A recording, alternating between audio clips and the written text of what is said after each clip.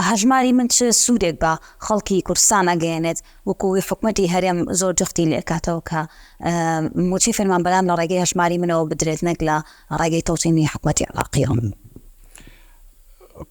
یعنی دەقی بڕیارەکەی دادگای فیدراڵی ئەگەر بەلاڕێدا نەبرێت، ئەگەر فشاری سیاسی نەبێت، ئەگەر سازان تەنازل نەبێت، بەڕاستی ئەبێ لە ڕێگای بانکەکانی حکوومەتی عێراقیەوە بکرێت.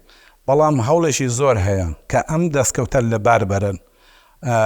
لە ڕاستیدا من ئەمە بە تاوان نازانم هەر کەسێ ئەنجامی بدا و بە پێچەوانەوەش هەر کەسێ بە هەر شێوازێک بە هەر جۆرێک هاوکاری گەڕانەوەی بانکەکانی حکوومەتی عێراقی کە بۆ کوردستان، هەموو بانکەکان، بانقی ڕافیدەین ڕەشید، بانقی سەناعی، بانقی زەراعی، هەموو ئەو بانخانە گەڕانەوە بۆ کوردستان ئەوە لوتکەی کورتپەروەریە لە ئێستادا، ئەوە لوتکەی نیشتیمان پەروەریە لە ئێستادا. عێراق ئابوورێکی باشی هەیە، سەرمایەکی زۆر باشی هەیە. ئەگەر ئەو بانقانە بگەڕێنەوە کوردستان بە شێوازی جۆر بە جۆر بەشداری دەکەن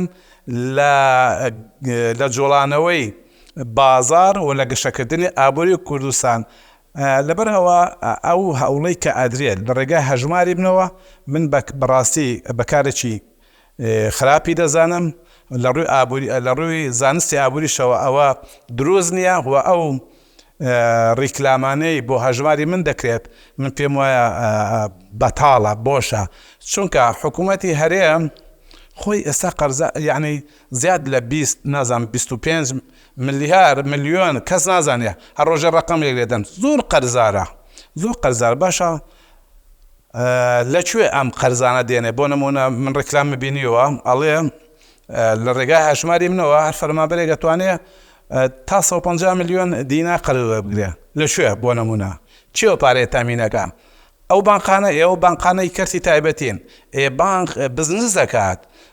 یعنی بەشێک لە بانکەکان ئێستا تۆ بڕۆ بانک پارەدانێ ئەو بانخانەی کە بەشداریان کردووە لە هەژماری مندا، بڕۆ پارەی خۆت دانێ ئەو 112 قازانج دەداتێ. باشە 112 قازانج، یعنی پێویستی بە سیولەیە. جارێک شتێک کە بیاتەوە بە هاوڵاتی ئیسtismاری کاتەوە، خۆوابێ بە 114 بیاتەوە بە خەڵک. کەواتە ئەو ڕیکلامانەی کە بڵاو دەکرێتەوە لە حەقیقەتە ڕیکلامی زۆر ئەتوانن بڵێن مزەیەفن، دروستکراون. بانکەکانی عێراق بۆچی ئەتوانن؟ لەبەرەوە بانکی دەوڵەتین. بانکی دەوڵەتی کەمتر بەدوای قازانجەوەیە. یعنی یەکەم زۆر هەدەفێتی کە بەشداری کات لەو پلانەی کە دەوڵەت دروستی کردووە لە دروستکردنی ئابوورێکی بەهێز. لەبەرەوە مخەتەتە لەلایەن دەوڵەتەوە تەوجیه دەکرێت، زیاتر خەدەمیە لەوەی کە بەدوای قازانجەوە بێ. نازانم ئەوەی حکوومەتی هەرێم دەیکا، ئەوەی وەزارەتی دارایی دەیکا، من پێم وایە کارێکی باش نییە، ئەوە مەسئولیاتی مێژووی لەسەرا. من یعنی بەلامەوە سەیرە بە جورئەتەوە بتوانن ڕیکلام بۆ هەژماری منکەن، چکن ئەوە مێژووە. ئەوە بە کورتیە واڵێم ڕێگەریکردن لە گەڕانەوەی بانکەکانی حکوومەتی عێراقی کارێکی زۆر هەڵەیە و فەرزکردنی هەژماری من بەسەر هاوڵاتیاندا بەڕاستی ڕیسکێکی زۆر گەورەیە. هیوادارم ئەم فشارەی کە ئەکرێت لەسەر فەرمانبەرانی کوردستان کۆتایی پێبێندرێ. لانی کەم با ئەو بانقانە بگەڕێنەوە، دەستیان بگرین بە هەر وەسیلەیەک بێ، با وەختە فەرمانبەر خۆی سەرپشک بێ. یەکێک حەزەکە لە هەژماری من بێ، یەکێک حەزەکە لە ڕافیدەین بێ. لانی کەم با ئەو اختیارە هەبێت، چونکە مەسەلەی مەسئولیەتی تایە. یعنی لانی کەم کە تۆ مرۆڤ بۆ ئیداکردنی پارەکانی خۆی کردنەوە حساب لە بانکێکە خۆ دەبێ حەقی اختیاری هەبێ. ئەمەە بۆ هاوڵاتی بکەن، ئەوە حەدی ئەدنایە. ئێمە لە هەرێمی کوردستان خاوەنی کۆمەڵێک بانکی حکومین، بۆچی هەژماری من لە بانکە حکوومەکانە ناکرێتەوە؟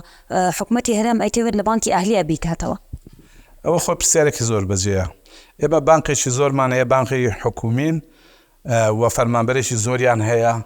ئەم بانکانە پێویست بۆ بەردەوام پێش بخرێن، کاربەندەکانیان بنێردرێن بۆ دەوراتی بەهێز وە سیستەمی تازەی ئەوەی بانقیان بۆ بهێندرێ و پێش بخرێن ئەمە زۆر ئاسانتر بوو. ئەم بانقانە لەگەڵ بانقانی حکوومەتی عێراقی تەنسیقیان کردا پێش بخرانە وەکو بانقانی عێراق زۆر پێویست بوو. بەڵام ئەو پرسیارە خۆی زۆر بەزیە باشە حکوومەتی هەرێم اعتراف بە بانقانی خۆشی ناکات.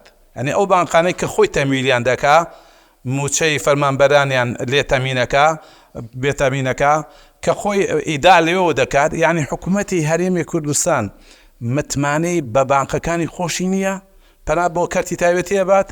ئەمان بەڕاستی ئەمە دەبێتە پرسیارێکی یعنی مای پێکەنین و دەبێتە بەڕاستی شەو بۆ ئینسان بانقی خۆت باوەڕت بێنە بێ بەڵام بۆ کەرتی تایبەتی بڕۆیت. هەندێک لەو بانقانە عێراقینی ناخەر یعنی هەندێک لەو بانقانەی کە ئێستا لەناو هەژماری مندان عێراقینی.